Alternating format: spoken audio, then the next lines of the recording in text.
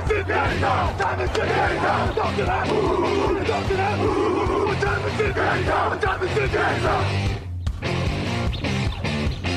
gun, Hulk left slot, Dixie left, T left, Mercedes, wide chip, Ricky, Fever left, 75, Katie, Omaha. Quick, go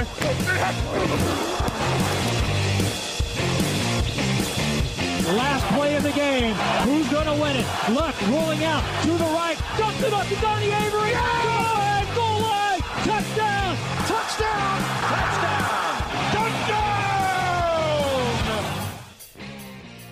Et bonjour à tous, bienvenue pour un nouvel épisode sur Touchdown Actu. Que dis-je ? Un épisode en deux parties puisque vous aurez la chance d'avoir un podcast aujourd'hui et demain, podcast mock draft, donc les positions 1 à 16 aujourd'hui, les positions 17 à 32 demain. On a un gros avantage cette année, c'est que chaque équipe, pour le moment en tout cas, a son pic. Donc quelle que soit la franchise dont vous êtes fan, vous allez entendre parler de votre équipe aujourd'hui ou demain, évidemment. Pour m'accompagner aujourd'hui, j'ai le Rookie of the Year, le rugbyman amateur préféré de Brive-la-Gaillarde, le sanglier de Corrèze. J'ai Cyprien avec moi. Salut Cyprien. Salut Victor, salut à tous les auditeurs. Ravi d'être présenté ainsi et puis ravi d'être ensemble pour ce long moment mock draft, mais long moment, mais un bon moment. Et oui, ça fait plaisir de, en effet, faire un podcast ensemble. Il se peut qu'à une époque, pour te faire venir, il y ait eu un peu de tampering, hein, mais on ne dira rien parce qu'après on va nous enlever des choix de draft et tout. Enfin, c'est absolument terrible. Bon, on perd pas de temps et on part tout de suite sur le choix numéro 1. C'est celui des Tennessee Titans. J'en profite pour préciser que du coup, on ne fera pas d'échange parce que déjà en direct, ça serait très compliqué. Et qu'en plus, vraiment, nous tenons à ce que chacun puisse entendre parler de son équipe. Les Titans, c'est évidemment très intéressant puisque c'est la question à X millions de dollars. Est-ce qu'on part sur le meilleur quarterback disponible ou est-ce qu'on part sur le meilleur joueur disponible? Et dans ce cas-là, qui est le meilleur joueur disponible? C'est une autre question. Oui, c'est deux questions bien différentes. Chacun se fera son propre avis sur les quarterbacks notamment. Alors moi pour ma part, le quarterback le meilleur disponible, il va être un peu loin. Donc c'est vraiment une réflexion qui se pose. Surtout que j'ai encore Will Levis plutôt en bonne estime encore. Malgré une saison 2025 compliquée, il y a eu des choses qui étaient bonnes. Donc la question se pose. Donc bon. Si on part au plus réaliste, je pense que Cam Ward est quand même la solution naturelle, donc quarterback de Miami, solution la plus naturelle pour les Titans, qui ont cette position numéro 1, qui ont la chance de prendre le joueur qu'ils veulent dans toute la classe, mais dont au poste de quarterback, et de prendre une nouvelle option au poste le plus important de toute la NFL, donc pourquoi ne pas le faire? Voilà. Oui, je suis assez d'accord. Je pense que toi et moi, on n'est pas des grands fans de cette cuvée de quarterback. Si vous voulez plus de détails sur Cam Ward, évidemment, vous avez l'épisode quarterback qui est disponible. Mais c'est vrai que c'est un joueur qui fait peur, peut-être parfois dans sa mécanique ou autre. Mais je suis d'accord avec toi que s'il reste en 1, c'est quand même très difficile de passer sur le poste de quarterback. Parce que si Cam Ward explose, tu vas entendre parler pendant 10 ans que tu aurais pu avoir ton quarterback du futur et que tu as choisi autre chose. Donc ça ne veut pas dire que prendre autre chose est un mauvais choix. On se souvient que Myles Garrett est un premier choix de draft et je pense que les Browns sont très contents de ce choix-là. Mais c'est vrai que c'est un peu difficile. Donc là, on va partir sur le joueur qui n'est clairement pas le meilleur, mais qui est le quarterback le plus en vogue. Donc un choix logique. On va aller sur le deuxième choix. Les Cleveland Browns. Et là, j'ai envie de te dire pareil. Est-ce qu'on va sur un quarterback? Puisque Deshaun Watson, on rappelle, s'est refait une deuxième fois le tendon d'Achille. Je crois que c'était en tout début d'année, si je ne dis pas de bêtises. On a aussi des manques, évidemment, à beaucoup de positions. Le problème peut-être, Cyprien, c'est que là, autant Cam Ward, c'est un risque. Mais alors là, si tu pars sur un autre quarterback, là, le risque, il devient peut-être trop gros. Et il faut peut-être être un petit peu plus raisonnable. Oui, c'est l'idée, sachant que bon, dans cette range, on parle de évidemment Shedeur Sanders en option. Pourquoi pas un Jackson Dart? Je dis pourquoi pas avec, c'est vraiment lointain. Il y a vraiment un écart énorme entre ces joueurs et encore Cam Ward, en tout cas moi dans mon évaluation, alors que Cam Ward est déjà loin. Maintenant, le quarterback, c'est évidemment la position sur laquelle il faut tabler pour les Browns. Ici, ça va être compliqué quand même. Moi, je vais suivre plutôt dans l'idée ce qui va être le meilleur pour la franchise. Et je pense c'est de prendre un pass rusher parce que c'est une position premium aussi, parce que c'est à l'opposé de Myles Garrett. Donc tu le mets dans des conditions exceptionnelles parce que Garrett va prendre des double teams, parce que tu seras sur des 1 contre 1. Et donc, pourquoi pas prendre un speed rusher ultime, on va dire. Et puis en plus un peu polyvalence. Donc je garde un peu ce que font les Américains aussi ici. Et j'aime bien Abdul Carter aux Browns. Oui, la question, si tu prends pas de quarterback, en vrai, c'est quand même Abdul Carter contre Travis Hunter. Ouais. Honnêtement, Travis Hunter, donc receveur / cornerback, Abdul Carter, edge rusher. C'est vrai que moi, j'aurais tendance à dire que Travis Hunter est peut-être un petit peu plus talentueux et donne envie. Mais d'un autre côté, je préfère toujours renforcer les lignes. Et tu l'as dit en plus, en termes de développement, tu te développes à côté de Myles Garrett, ça va te permettre d'apprendre, ça va te permettre de progresser très vite. C'est un profil qui est très différent en plus. Donc forcément, moi je suis assez d'accord avec ce choix. Et du coup, notre cher Abdul Carter part chez les Cleveland Browns. Tous les 10 choix, je ferai un petit récapitulatif. Mais bon, là on est encore dans les joueurs. Même si vous n'avez pas énormément suivi la draft, normalement, c'est des noms que vous avez entendus. Au choix numéro 3, on retrouve nos amis des New York Giants, qui, même si ça reste pas impossible, ils ont recruté quand même 2 quarterbacks, Jameis Winston et Russell Wilson. Wouhou. Mais du coup, c'est peut-être un peu moins probable qu'à une certaine époque qu'ils recrutent un quarterback, même si on sait que ils avaient l'air très proches de Shedeur Sanders. En tout cas, ils lui ont beaucoup parlé. Est-ce que là, c'est tout simple? C'est-à-dire que Travis Hunter est trop au-dessus des autres pour passer dessus? Ou est-ce que tu verrais peut-être une autre position qui nécessiterait d'être renforcée? C'est vrai que de prime abord, même avec Russell Wilson, le poste de quarterback, tu pourrais y penser. Maintenant, comme on l'a dit juste avant pour les Browns, les mecs sont trop loin, en tout cas même de Russell Wilson et potentiellement même de Jameis Winston, c'est dire. Donc il faut prendre autre chose, ça c'est sûr. Et maintenant, pour répondre à ta question, je pense que Travis Hunter est au-dessus, et bien trop au-dessus par rapport à tous les autres pour le passer ici. Voilà. C'est un joueur, moi je le rentre dans la catégorie générationnelle, ça plaît pas forcément à certains, il y en a qui en doutent, bon, soit. Mais quand on a un joueur qui joue double plateau, c'est-à-dire en attaque et en défense, avec ce niveau-là, et que en plus tu cherches du talent à mettre dans cette équipe des Giants, qui en manque un peu, notamment au poste de cornerback, où il y a des questions qui se posent, notamment au poste de receveur, où derrière un Malik Nabers, t'as pas d'option numéro 2. Ouais, Travis Hunter, pourquoi pas? Tu fais à la fois le BPA, Best Player Available, meilleur joueur disponible, et à la fois tu combles des besoins. Donc pour moi, c'est vraiment un no-brainer. C'est un pick sans réfléchir. Oui, je suis assez d'accord avec toi. En plus, c'est vrai que ça correspond aux besoins des Giants. Idéalement, moi, c'est vrai que je vois toujours plus Travis Hunter comme un cornerback. Les deux se défendent, hein, évidemment. Mais le besoin de cornerback numéro 1, il est réel. Il est réel chez les Giants. Malheureusement, on a vu que Banks n'est pas forcément le numéro 1 attendu. Je pense aussi qu'il est utilisé dans pas forcément... Enfin, on n'utilise pas forcément toutes ses capacités physiques, mais ça, c'est un autre débat. Mais voilà, je pense que malgré tout, ça sera forcément un atout. Est-ce qu'il sera un joueur générationnel? On verra. Coucou Kyle Pitts, parti trop tôt, voilà, enterré dans le cimetière des joueurs générationnels. Mais pour le coup, c'est vrai que ça fait partie de ces joueurs qui peuvent vraiment marquer l'histoire, entre guillemets. Donc ça me paraît être un très bon choix. Bon voilà, on a passé le meilleur quarterback. On a passé les 2 joueurs qui sont, on va dire, vraiment au-dessus. Là, on arrive dans quelque chose d'intéressant. Parce que là, on arrive aux Patriots.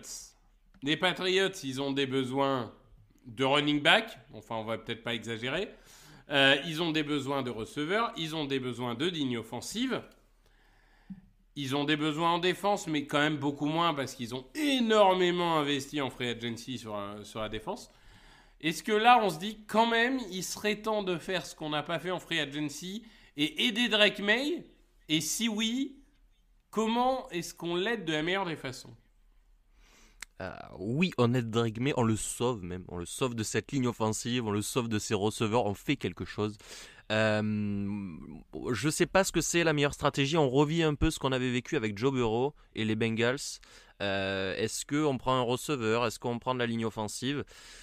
Bon, eux, ils avaient fait le choix Ja'Marr Chase au-dessus de Penei Sewell. C'est encore discutable aujourd'hui. Mais là, moi, je pense sincèrement que McMillan est au-dessus de beaucoup de receveurs et bien au-dessus en termes de talent à ce qu'on a au poste de ligne offensive. Alors c'est une appréciation personnelle aussi, mais j'irai avec le receveur. Peut-être que c'est pas le bon choix, hein. Peut-être que Drake May ne survivra pas derrière cette ligne offensive, mais la profondeur de la classe me fait dire qu'il faut prendre les receveurs, les très bons d'abord, et ensuite peut-être chercher des intérieurs de ligne offensive, notamment sur les tours inférieurs. Donc McMillan pour avoir un super receveur à mettre à Drake May qui rattrapera tous ses ballons, en plus en situation contestée, etc. Il sait faire plein de choses. Allez, là, on a notre premier gros désaccord, tu vois. Parce que bon, Ja'Marr Chase, il est très bon, mais Bengals, ça fait 2 ans qu'ils vont pas en playoff. Hein, je le rappelle, parce que bizarrement, oui. Burrow, il se prend quand même des camions de choc.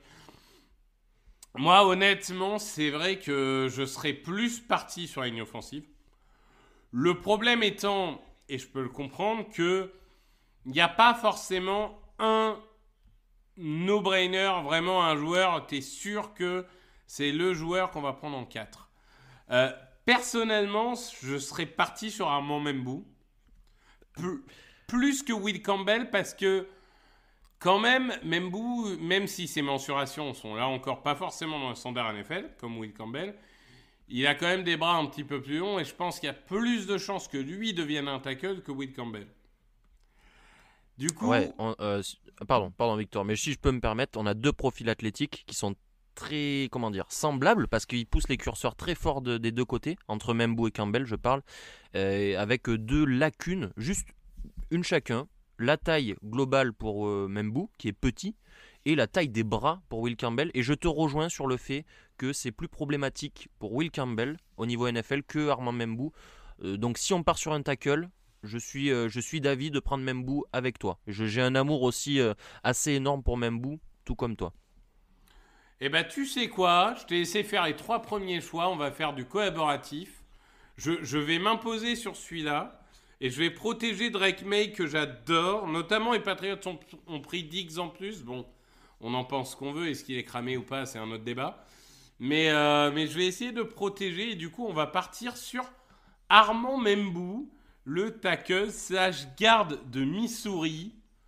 Et la prochaine fois qu'on a un débat, je te laisserai la main. On va faire comme ça. L'idée, c'est qu'on fasse, plutôt que de se répartir les équipes comme on fait en général sur Touchdown Actu, on fait comme ça, on discute, on fait les choix et on verra bien. Du coup, on se retrouve aux Jaguars. Et là, les Jaguars, il y a des besoins, clairement. Il y a eu des investissements qui ont été faits sur les lignes au fil des années. Ça manque éventuellement de playmaker. Est-ce qu'on continue à insister sur les lignes ou est-ce que du coup, ton McMillan, s'il a passé les Patriots, tu veux le prendre aux Jaguars pour donner une deuxième cible très jeune et très talentueuse à Lawrence après Brian Thomas l'année dernière? Oui, moi personnellement, je vais prêcher pour ma paroisse une deuxième fois. Voilà, McMillan, je trouve que c'est un excellent joueur et en plus, là aussi, on a un besoin premier au poste de receveur pour les Jaguars. Brian Thomas l'an dernier, c'est 37% du total de yards de la franchise à la réception. Et en plus, tu perds Christian Kirk. Et en plus, tu perds Evan Engram. Enfin, perds entre guillemets, puisque tu les as laissés partir. Donc, tu ne voulais pas les retenir. Et tu ne fais venir personne ou pas grand monde. Et en tout cas, c'est pas Gabriel Davis qui a été décevant et blessé qui va changer peut-être, et je pense, quelque chose. Je sais qu'il faudrait plutôt un slot, donc un receveur dans le slot à l'intérieur. Moi, ça m'embêterait de mettre Macmillan à l'intérieur, pardon. Et pourquoi pas remettre Brian Thomas à l'intérieur, qui avait fait ça en college football, qui avait été très bon aussi, et le faire se balader et mettre un vrai un vrai X receveur, si on utilise les termes, donc extérieur, qui jouera ses duels 1 contre 1 en Macmillan et libérera des espaces. Ils se libéreront mutuellement des espaces, les deux. Donc voilà, oui, je prends Macmillan aux Jaguars. Oui, après, les deux peuvent jouer à l'extérieur, mais en effet, Oui. avec un que tu fais un peu plus bouger que d'autres, ça, je suis assez d'accord. Moi, j'aime bien le fit à ce moment-là, donc là-dessus, on va partir en effet sur Tetairoa Macmillan, qu'on appellera Ted Macmillan pour le reste de sa carrière. On arrive maintenant aux Las Vegas Raiders. Les Las Vegas Raiders ont besoin d'à peu près tout. Peut-être, on va dire, moins de lignes défensives parce que c'est peut-être un des endroits où ils ont des stars. Au poste de quarterback, ils viennent de prendre Geno Smith. Après, ça ne veut pas dire que tu ne prends pas ton quarterback du futur, hein, évidemment. On part sur quoi, là? Parce que là, pareil, on peut faire du running back, on peut faire de la ligne offensive, on peut faire de la ligne défensive. Est-ce qu'on part sur le meilleur joueur disponible, tout simplement? Alors, ça dépend ce que tu entends par meilleur joueur disponible, Victor. Est-ce que tu peux développer ça? Alors, oui, tu as raison, pardon. Le meilleur disponible a une place premium. Ah, d'accord. C'est pour définir ce que j'appelle place premium, ce serait notamment les lignes et on va dire receveur cornerback. Voilà. Est-ce que cette deuxième définition te va mieux? Parce que évidemment, ça permet d'exclure le running back Alshon Genty qu'on aime beaucoup, mais c'est peut-être un peu tôt pour lui. Oui, ça me va beaucoup mieux comme définition. Et je pense en plus que Ashton Genty est peut-être un peu survendu par les médias américains. Donc, on l'a dit en podcast avec Tonio sur les running backs, ce qu'on en pensait. Mais du coup, cette définition me va beaucoup mieux. Et moi, je suis plutôt du bord. Les running backs peuvent attendre parce qu'il y en a des très bons en plus à cette draft. Et parce que la position est dévaluée et qu'on est plus sur malheureusement pour eux, un consommable en NFL plutôt que vraiment un pick premium et des joueurs premium. Donc, je vais prendre le meilleur disponible, oui, à une position premium. Et là, j'ai le choix. J'aime bien Mason Graham. Pourquoi j'aime bien? Parce que là, je complète la ligne défensive et l'intérieur de ligne avec Christian Wilkins et Max Crosby à l'extérieur. Pourquoi pas? Ou sinon, pourquoi pas un pass rusher extérieur? Moi j'ai en haute estime James Pierce Jr. Donc c'est peut-être un peu tôt pour certains, mais moi j'y réfléchis ici. Et le troisième, Jihad Campbell en linebacker, qui pour moi est un extraterrestre et un grand besoin. Mais là encore c'est un peu tôt et on parlait de position premium. Donc naturellement je vais revenir au premier, Mason Graham, qui pour moi est le meilleur à une position premium. Je suis assez d'accord avec ça. Tu rajoutes Mason Graham, tu as vraiment une ligne défensive redoutable et ultra complémentaire en fait. Et je trouve vraiment, pareil, on parle de développement de joueurs parce que on dit toujours, oui, vous avez vu, il y a des équipes qui draftent mieux que les autres. Est-ce qu'ils draftent mieux que les autres ou est-ce qu'ils développent les joueurs mieux que les autres? Ça, c'est une vraie question. Et je pense qu'avoir un mentor à ta position, ça aide. Donc je suis d'accord avec toi, Mason Graham, pour moi, fait beaucoup de sens. On passe au pick numéro 7. Nos amis des New York Jets, qui ont, mine de rien, qui ont toujours un roster assez complet, même si la défense a déçu l'année dernière, ça reste une défense assez complète. Forcément, le poste de quarterback est maintenant une question, parce qu'on est parti sur un Justin Fields, ce qui ne fait pas non plus rêver des masses. Même si, je ne sais pas pourquoi, mais il y a toujours des ardents défenseurs de Justin Fields qui restent encore. Je ne m'explique pas trop ce phénomène. Au niveau des Jets, du coup, on part sur la même logique que les Raiders. On prend meilleur joueur disponible sur des positions premium ou là, tu vois quelqu'un qui serait vraiment parfait pour leur système, même si c'est un peu tôt pour le sélectionner? Oui, je vois quelqu'un qui serait parfait pour leur système, je pense, et pour un besoin criant, et en plus un poste premium, mais c'est un peu tôt, c'est Kenneth Grant, donc le copain de Mason Graham à Michigan. C'est pas une position sexy parce que c'est un nose tackle, un gros nose tackle qui est là pour arrêter les courses et libérer des espaces aux copains, donc c'est beaucoup moins impressionnant, et encore, lui a fait des jeux assez impressionnants. Mais c'est vraiment un pick que j'aime bien et un fit que j'aime beaucoup, beaucoup, beaucoup. Parce que tout simplement, Quinnen Williams, il a été un peu trop double team, un peu moins efficace du coup contre la course.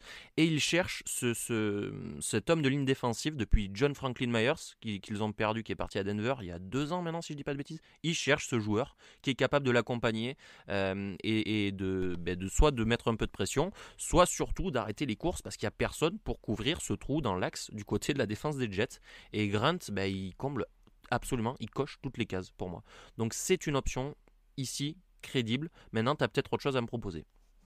Non, j'aime bien. J'aime bien parce qu'en fait, le problème, si tu veux, c'est que j'aurais bien aimé prendre un tackle. Mais là, en 7, il n'y en a aucun qui me donne envie. J'aurais aimé prendre un edge rusher. En 7, il n'y en a aucun qui me donne envie. Sauf à considérer en effet que Jihad Campbell serait un pur pass rusher. Enfin, pour faire un peu une sorte d'Hassan Reddick ou autre, j'ai du mal. Honnêtement, j'ai du mal. Je pense qu'on est tous assez d'accord pour dire que c'est pas exactement ça. Donc pour le coup, non, j'aime bien Kenneth Grant. Moi, je pense que ça fait partie de ces joueurs qui peuvent en effet être une demi-surprise du top 10. Demi-surprise parce que tout le monde attend dans le top 15, top 20. Hein. On n'est pas non plus, on n'est pas sur un reach phénoménal. Mais j'aime bien l'idée, je suis convaincu par tes arguments, donc on va partir là-dessus. On arrive à nos amis des Carolina Panthers. Les Carolina Panthers qui ont relevé un peu la tête en fin de saison dernière, avec un Bryce Young qui finalement s'est acheté du répit, puisqu'il a été plutôt très intéressant en fin de saison dernière. Est-ce qu'il va pouvoir vraiment continuer à se relever, c'est une chose. Au niveau de ces Panthers, là, justement, on essaye de renforcer l'attaque en se disant c'est cette année qu'on doit avoir la réponse sur Bryce Young, ou tu vois un joueur défensif sur lequel tu as envie de partir? J'ai un joueur défensif sur lequel je veux partir. C'est pas celui dont tout le monde pense et dont on voit dans toutes les mocks américaines, voire même françaises. C'est un joueur du backfield parce que le fond du terrain est un peu dégarni, je trouve, du côté des Panthers. Voilà, il n'y a pas des noms premium à part J.C. Horn, bien sûr, qui a été signé un gros contrat. Il y a Trevon Moehrig aussi qui a arrivé, qui n'est pas un mauvais joueur, mais derrière, c'est compliqué. Alors que devant, sur le front seven, c'est plutôt correct. Bryce Young, je trouve qu'il est assez entouré, peut-être pas au poste de receveur, mais là il n'y a personne qui me plaît assez pour en prendre. Et moi j'ai un joueur en très haute estime, comme je l'ai dit, c'est Nick Emmanouori. Alors c'est pas une position premium, je sais, mais j'ai jamais vu un athlète. Vous pouvez regarder le combine, vous pouvez regarder le score athlétique. C'est un athlète énorme qui ne demande que à être modelé. Alors il n'y a peut-être pas un mentor dans cette défense, mais au moins il pourra se développer et prendre le temps de se développer avec des jeunes joueurs. Voilà, je le trouve tout simplement énorme. Sur mon board, c'est mon 3e joueur. Ça peut choquer. Hein. Mais j'ai été choqué aussi quand je l'ai noté. Et finalement, il est arrivé 3e avec une super note. Et j'ai pas grand chose à dire sur lui. Voilà. Ouais, alors, je suis embêté. Parce que, bon, j'ai les top 5 de mon board personnel. Donc je vais pas te contredire sur son talent intrinsèque. Mais quand tu regardes les drafts des dernières années, où les équipes ont été frileuses pour prendre un safety dans les 40 premières positions, est-ce que vraiment il y a une franchise qui va prendre un pur safety en 8e choix? En fait, il y a une différence entre ce que je voudrais faire et ce que je pense qui va arriver, en fait. Je suis totalement d'accord. Et j'ai du mal à les imaginer partir là-dessus. Je dois bien l'avouer. Pour le coup, moi j'avais... alors voilà, dans les choses que je prévois, ce qui ne veut pas dire que je souhaite, d'accord? Je me demandais si c'était pas le genre d'équipe qui allait craquer sur un Tyler Warren. Mais là encore, tight end, tu vois, 8e position, c'est un peu compliqué. La réalité de leur ligne offensive, c'est que c'est une des lignes offensives qui coûte le plus cher en NFL. Ils ont énormément investi dessus. Donc du coup, on reste plutôt en défense. Jadeba et Baron, pour moi, c'est le défenseur le plus talentueux qui reste. Mais pareil, profil très polyvalent, profil plutôt de slot cornerback. Est-ce que vraiment, en top 8, tu vas le prendre ? Donc, c'est vraiment, je trouve... En fait, cette draft, et je suis désolé, je devrais vendre de la hype, mais je trouve que passer de 6 ou 7, t'as un sorte de groupe de joueurs où honnêtement, tu piques en 8 ou tu piques en 20, je suis pas sûr que tu vois une grosse différence. Ouais, totalement. Et du coup, ça me choque un peu. Mais allez, tu sais quoi ? On est là pour se faire plaisir. Il est tous les deux dans notre top 5. Donc on va se faire plaisir. Nick Emmanwori, le safety de South Carolina, part en 8e position aux Panthers. Pourquoi pas ? Après tout, on est là pour se faire plaisir. Je te dis, à mon avis, il va y avoir des surprises comme ça parce que c'est tellement homogène que je me pose des questions. On arrive aux New Orleans Saints, qui eux aussi ont des besoins de receveurs, mais bon, on tourne un peu en rond. Ont des besoins surtout de renouvellement, en fait. Parce que c'est un effectif qui est bloqué sur certaines positions, sur des joueurs un peu vieux, sauf mon respect. On a toujours cette incertitude autour de Ryan Ramczyk. Normalement, il devrait prendre sa retraite. Enfin, c'est ce qui paraît malheureusement le plus probable. Est-ce qu'on n'a pas quand même là, pour le coup, des candidats pour renforcer la ligne offensive ? Ah si, totalement. Moi, je suis pas vendu du tout sur Trevor Penning. Depuis qu'il arrive en NFL, c'est pas quelqu'un que j'affectionne particulièrement de par son jeu et de par sa personne. Si Ramczyk arrête, ça va être le titulaire normalement. Derrière, la ligne, elle est potable. Même potable, je suis méchant de dire ça parce que Fuaga était très bon. Il y a McCoy et Ruiz au centre de la ligne qui sont pas mauvais. Et Saldiveri qui tient la route avec Raduns derrière, je trouve. Donc il y a vraiment, si on rajoute ce tackle droit qui manque, pour moi, on a vraiment une ligne assez complète. Et que ce soit sur la course et pour protéger le quarterback, qui serait de qualité. Et je pense que Derek Carr est très dépendant du coup de la qualité de sa protection. Les cibles, parce que c'est le sujet, les cibles sont pas mal. Hein. Chris Olave, c'est un super joueur. Brandon Cooks, je pense qu'il a des beaux restes. Et Rashid Shaheed, c'est un numéro 3 très correct. Voilà, donc la question, c'est plutôt est-ce qu'on prend le meilleur joueur ? La question, c'est ça. Est-ce qu'on part sur la défense ou est-ce que vraiment on cible ce poste de tackle droit ? Écoute, moi j'ai un joueur en tackle droit qui me plaît et que j'ai haut dans mon board, c'est Josh Conerly Jr. d'Oregon, et ça me déplairait pas de le pick là. J'ai un peu de mal avec Conerly, je dois avouer. J'ai peur que l'apprentissage soit un peu difficile pour lui, en tout cas au début. Après, tu vas me dire, les Saints n'ont pas forcément besoin de pick très haut, mais c'est vrai que du coup... La question, et on est tous les deux d'accord pour dire que Will Campbell, c'est un garde ? Oui. Ok. Donc, ce qui va le faire descendre, hein, certains vont être très tristes, mais c'est comme ça. Si on part, parce que je dois t'avouer que moi, je suis pas... Conerly dans le top 10, je suis pas convaincu. Si on part en défense, j'avoue que moi, il y a un edge que j'aime beaucoup, et qui, à mon avis, déjà peut apprendre sous Cam Jordan, mais qui, à mon avis, peut atteindre le top 10, c'est Donovan Ezereku. Je sais que ça ne sera pas forcément... Je te vois faire la moue. T'es moins convaincu que moi sur le joueur.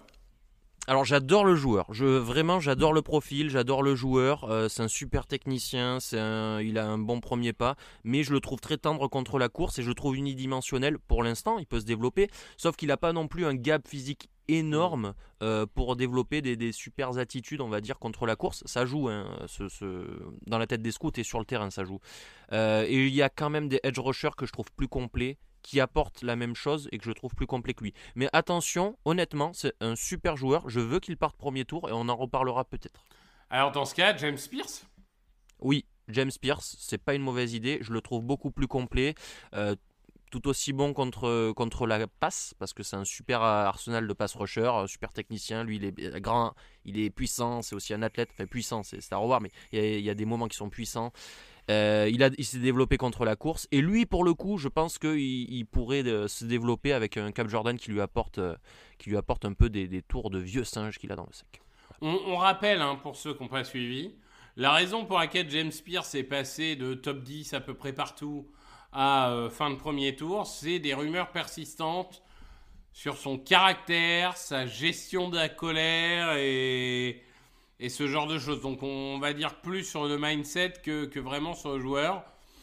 Après, bon, il y avait des grosses questions, par exemple sur un Jalen Carter ou sur d'autres, et pour l'instant ça se passe bien. Donc j'y crois pas. Quand j'ai vu certaines mocks qu'on fait tomber Pierce chez les Eagles, si vous faites tomber Pierce chez les Eagles, je veux plus entendre personne se plaindre que les Eagles sont trop dominants en NFL. Vous vous en prendrez qu'à vous-même. Donc allez, ça correspond à son talent. On va partir sur James Pierce en 9e position. Au niveau de la 10e position, les Bears. Ça a renforcé énormément les lignes. On sent qu'il y a un vrai besoin de renforcer les lignes. Il y a encore quand même des trous dans cet effectif. Est-ce qu'on n'est pas là, par contre, sur le pic, un peu, peut-être surprise, mais moitié surprise, on va être, je pense, d'accord sur le joueur. Est-ce que tu verrais pas un Jihad Campbell au milieu de cette défense, par exemple ? Pourquoi pas. Après, il y a Dre Greenlaw qui arrive, si je dis pas... non, pardon, c'est chez les Broncos. C'est chez les Broncos, excuse-moi. C'est les couleurs orange. C'est ça. J'ai confondu. Moi, j'aime bien encore Tremaine Edmunds. J'aime bien Noah Sewell, donc la doublette de linebacker intérieur. C'est pas des. Enfin, Edmunds a montré qu'il pouvait avoir un talent énorme, Sewell moins, mais ils font le travail. Vraiment, pour moi, je vais casser ce que j'ai dit plus tôt, mais pour moi, ici, c'est un running back.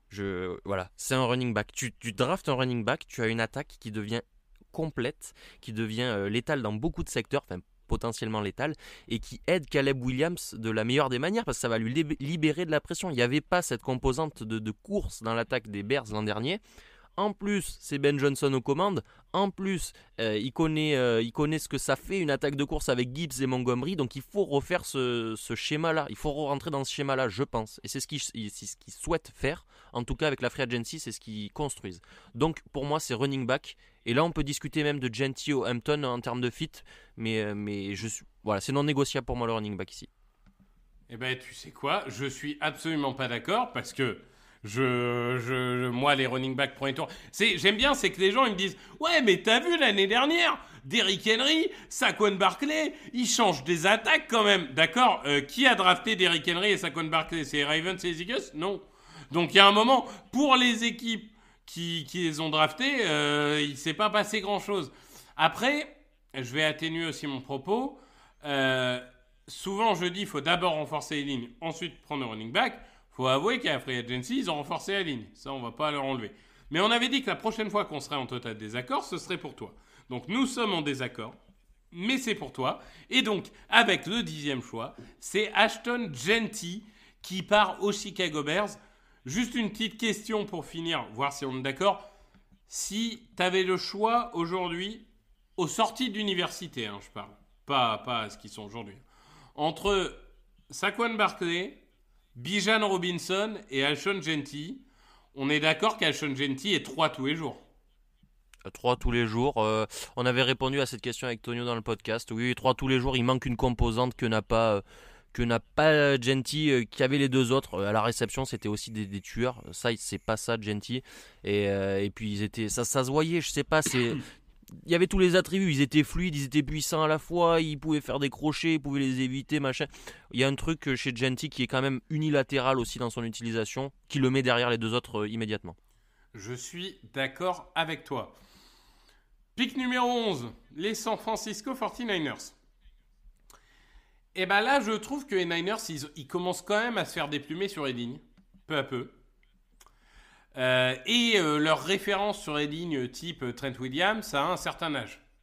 Avec tout le respect que j'ai pour Trent Williams, qui est un des meilleurs tackles, peut-être le meilleur tackle gauche de sa génération. Est-ce que là, quand même, on n'est pas un peu obligé de renforcer les lignes ? Et dans ce cas-là, moi honnêtement, j'ai des lignes offensives intérieures qui peuvent me plaire, j'ai du tackle qui peut me plaire, j'ai du défensif intérieur qui peut me plaire aussi, parce que mine de rien, ils ont perdu Hargrave, ils ont perdu du monde.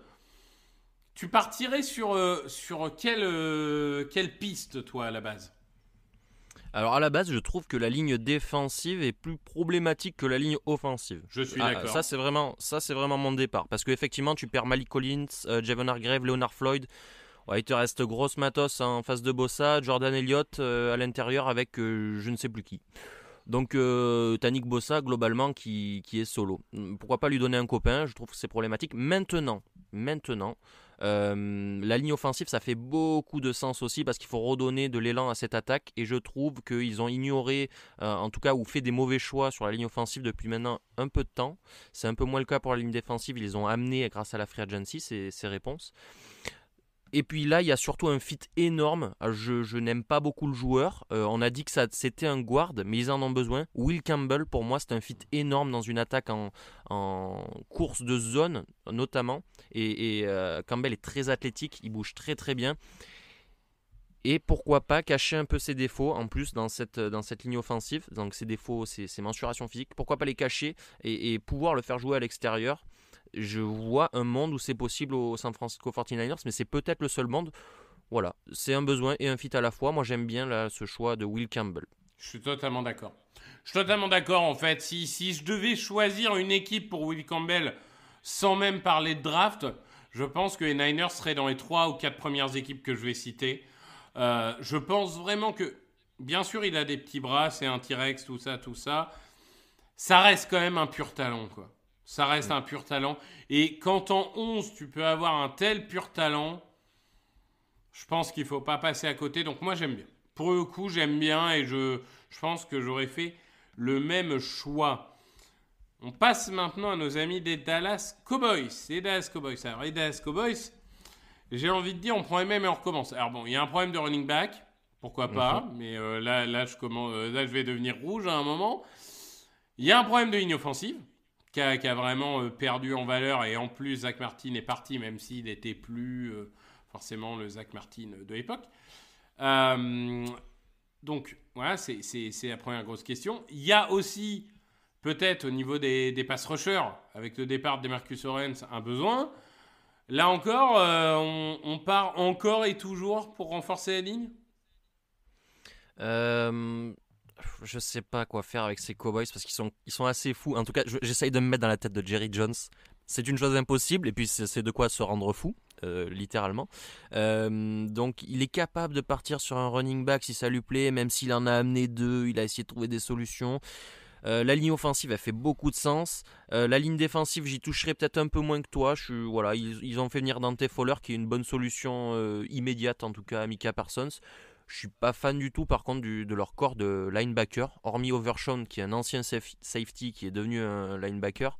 Derrière Kenneth Murray Jr. c'est terrible, c'est le plus mauvais de la ligue. Et Jack Sanborn, il plaque bien mais pour se déplacer c'est un peu compliqué. Donc avec cet argumentaire là tu comprends bien que moi j'ai beaucoup envie de prendre Jihad Campbell ici qui est pour moi un pur talent, top joueur et qui ferait beaucoup de bien à cette défense, même si c'est pas un pick premium, mais je pense que Jerry Jones il s'en moque un peu lui. Il veut des stars, linebacker c'est une star, ça lui va. Tu veux en faire le Leighton Van Der Esch 3.0, c'est ça ?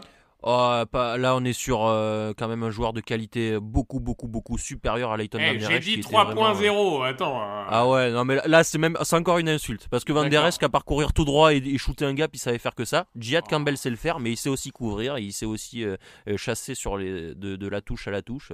T'es dur, Van Der Esch avant blessure, c'était un petit peu plus mobile que ça. Oh. Mais bon, je suis d'accord avec toi, partons sur Jihad Campbell. Là encore, le talent plus que la position. Mais je l'ai dit, à mon avis, on va être sur une des rares drafts où ça risque d'arriver, le talent plutôt que la position. Tellement, je le redis, mais il y a une homogénéité dans le top 50 qui me paraît assez dingue. Les Dolphins, garde, tackle, défensive intérieure, linebacker c'est en vie, mais là maintenant il n'y a plus trop de candidats, cornerback, et j'insiste, cornerback. Est-ce que t'as une piste pour nous, pour nos amis des Dolphins? Oui, alors je vais pas être très copain avec toi, même si Aïe. t'as peut-être changé d'avis. Liam Eikenberg est une fraude monumentale. Oui, Je sais que tu bah l'as adoré. oui, ça oui, bah oui. Liam Eikenberg, petit ange parti trop tôt. Et j'y ai cru aussi, hein. À ta décharge, j'y croyais aussi. Mais non, je pense que la santé de Tua Tagovailoa prime sur absolument tout le reste. Homme de ligne, le meilleur possible, intérieur, extérieur, comme vous voulez. Mais protégez-le moi, quoi. Il faut pas qu'il meure sur un terrain, le pauvre. Voilà, on a le choix. Je peux te laisser le choix si tu veux. Moi, j'aime bien Connerly, mais toi, t'aimes pas trop. On a passé même bout, si je dis pas de bêtises. Donc après, j'ai Josh Simons ou Hersery dans les possibilités à l'extérieur. Et si t'aimes bien les pics un peu exotiques à l'intérieur, pourquoi pas un Marcus Embo, que je sais que tu aimes beaucoup. Moi, j'avais un autre pic un peu exotique sur l'équipe la plus Division 1 de la Division 2. Grezable de North Dakota, que j'aime bien aussi, mais je suis d'accord que c'est peut-être un peu rich. Kelvin Banks, tu ne le mets pas dans cette catégorie pour toi? Si c'est possible. Alors, ça dépend. Si tu me parles de Kelvin Banks en extérieur de ligne, il est beaucoup plus bas. Si tu me le parles de Kelvin Banks en intérieur de ligne, alors ça me gêne pas de le prendre ici. D'accord, pour toi, c'est un pur intérieur. Bah écoute, Ouais. dans ce cas-là, on va partir sur... Alors, là encore, je vais partir sur ce que je pense le plus probable. Ouais. C'est Josh Simons. Même si, personnellement, je suis un peu comme toi, je serais peut-être parti sur d'autres. Vraiment, Connerly, je pense que il y a beaucoup d'équipes où il ne sera pas considéré comme le fit idéal. Même si je comprends ton amour pour lui. Hein.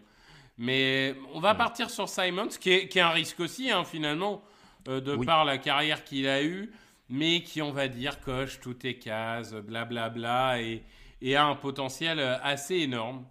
Donc on va partir sur lui. Juste, je peux rajouter quelque chose, Victor. C'est les Dolphins, je pense quand même, la meilleure stratégie serait de prendre le joueur de ligne le plus sûr. Le mec qui a probablement le plancher le plus haut et pas forcément le plus haut plafond. C'est pas forcément ce qu'on vient de faire ici. Je pense que le plancher est bon, mais il y a meilleur. Par contre, le plafond de Josh Simon, c'est vraiment énorme. Mais est-ce qu'ils ont le temps de faire ça? Pas sûr. Mais c'est Miami, c'est le soleil, c'est la Floride. C'est faut faire rêver les gens. Oh là là, non mais c'est pic austère là, vraiment, non. On est à Miami. Miami number one, évidemment. On le sait tous. On part aux Colts. Et alors là, je préfère le dire tout de suite. Dans toutes les mocks de toute la Terre, depuis 3 mois, je vois Tyler Warren tight end. Je préfère te dire tout de suite, je mets un veto total sur Tyler Warren, parce que je pense qu'ils ont des besoins beaucoup plus prégnants que le poste de tight end. Est-ce que tu serais d'accord? Non. Je pense que le besoin... Enfin, je comprends la logique des gens quand ils mettent un tight end aux Colts.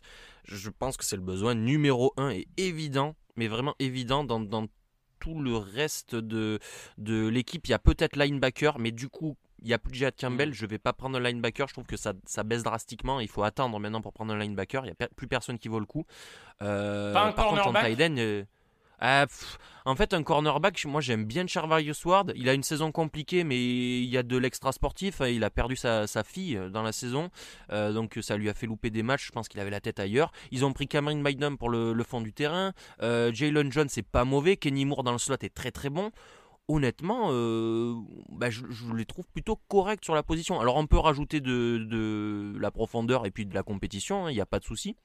Mais quitte à prendre quelque chose, moi en défense, j'aimerais bien peut-être de la ligne défensive encore. Voilà, c'est peut-être force sur force. Ils ont déjà pris Latou, ils ont déjà pris Quitty-Pay. Peut-être pas le même profil, on peut peut-être aller chercher un autre profil, mais voilà, la ligne défensive me paraît être pas une mauvaise idée si on parle à la défense. Et en attaque, c'est tight end. Allez, je t'accorde la ligne offensive si tu veux, mais il va falloir que tu me vendes le truc.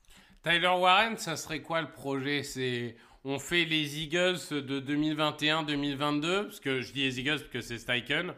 Donc on joue en 12 personnels, on blinde de trucs et on construit le système autour de Richardson, du coup. Sur un système très Hurts début de carrière. Ouais, pourquoi pas ramener une composante au sol qui est létale, quoi. Mince, j'ai oublié son nom. Le running Taylor back. Merci, Jonathan Taylor. Il est quand même. Alors, l'an dernier, encore une fois, il était un peu freiné, mais. Alors, c'était l'an dernier ou l'année d'avant qu'il était freiné? Oula, j'ai un problème sur les Colts. Mais c'est pas grave. C'est un super running back. Il lui faut une bonne ligne. C'est un running gap qui court à l'intérieur. Et voilà, si t'as des mecs qui contiennent les rushers extérieurs et qui ouvrent un gap, il va les prendre. Il va faire mal. Et derrière, si t'as ça, tu ouvres le jeu d'Anthony Richardson qui peut courir, qui peut passer dans le champ profond. Et bon, après, il a des petites lacunes. Est-ce qu'il va progresser encore? On verra ça, c'est pas le problème. Mais en tout cas, au sol, tu as une solution et ça devient vraiment ton style de jeu. Moi, j'adore le 12 personnel. Personnellement, c'est mes systèmes que j'adore, que je préfère. Donc, ton option, elle me va en fait. Mais si t'es pas content du tight end, Victor. Ok.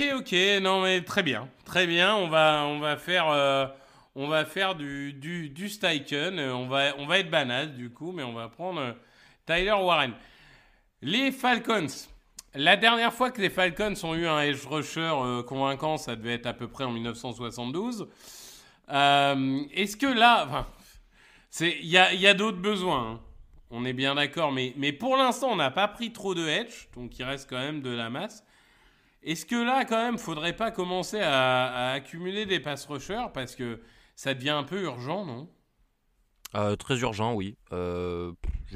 Il n'y a pas grand chose d'autre à dire parce que ton meilleur rusher, c'est qui là? C'est Ebiketie? Ouais. J'en sais rien. Donc, c'est évident, c'est du pass rush. Ils sont plus top 10 en termes de sacs réalisés depuis 2004. Voilà, tu parlais. Bon, c'est pour mettre des chiffres, mais ça fait 20 ans qu'ils sont plus dans le top 10 des pass rush. Ouais, c'est terrible quand même. Donc, un pass rusher, et ben là, tu vois, moi, tu me mets un Ezeru Aku, désolé si on écorche, mais tu me le mets là, je suis super heureux. Et ben voilà. Et ben c'est vendu.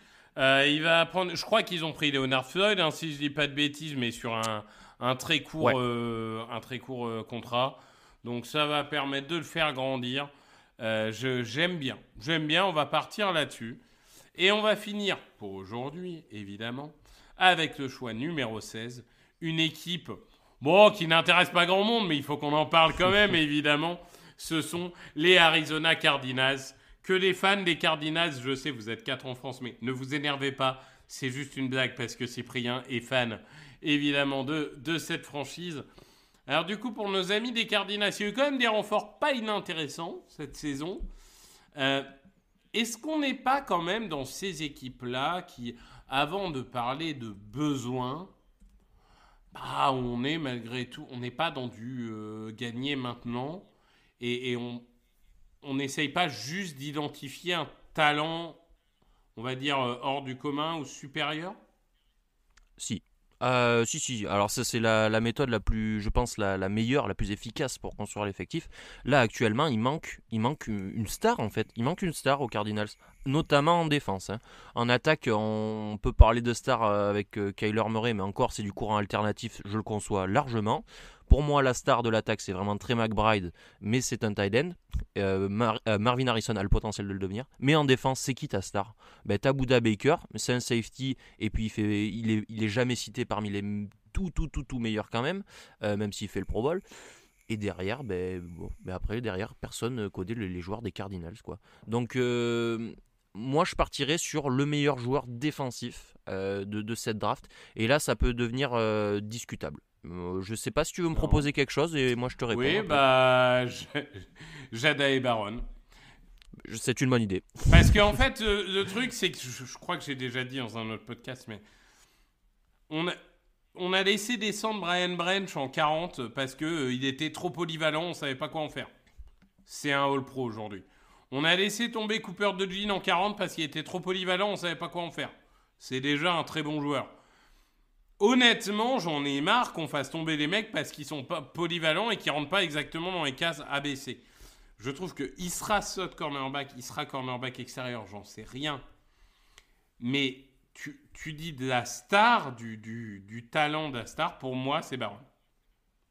Ouais, non, mais je suis entièrement d'accord. Alors, en nickelback, donc dans le slot, on a Garrett Williams du côté des Cardinals, qui est excellent. Qui est plutôt très bon. Mais encore une fois, moi, je pense que Barron est un cornerback extérieur.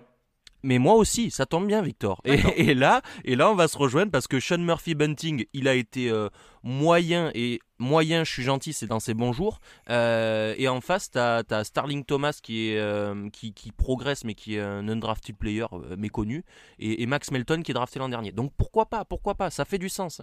Ok, et ben voilà, on part sur Jahdae Barron pour finir ce top 16. Je vais donc rapidement rappeler. En 1, Cam Ward, quarterback aux Titans. En 2, Abdul Carter, le edge aux Browns. En 3, le cornerback Travis Hunter aux Giants. En 4, Armand Membou, le tackle aux Patriots.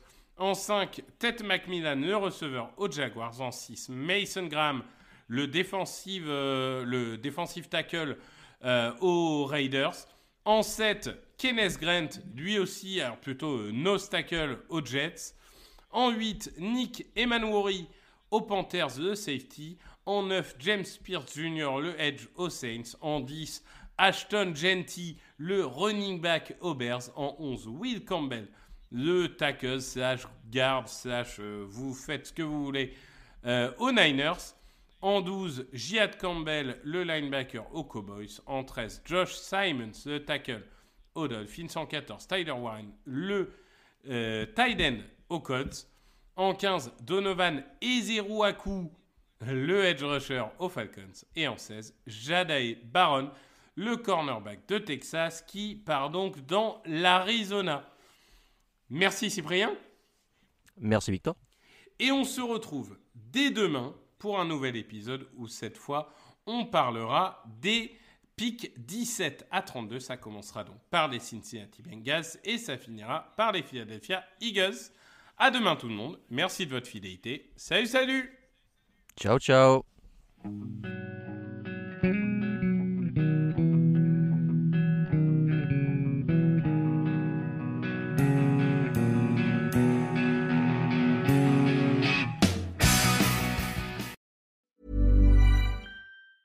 When you're a forward thinker, the only thing you're afraid of is business as usual. Workday is the AI platform that transforms the way you manage your people and money today, so you can transform tomorrow. Workday, moving business forever forward.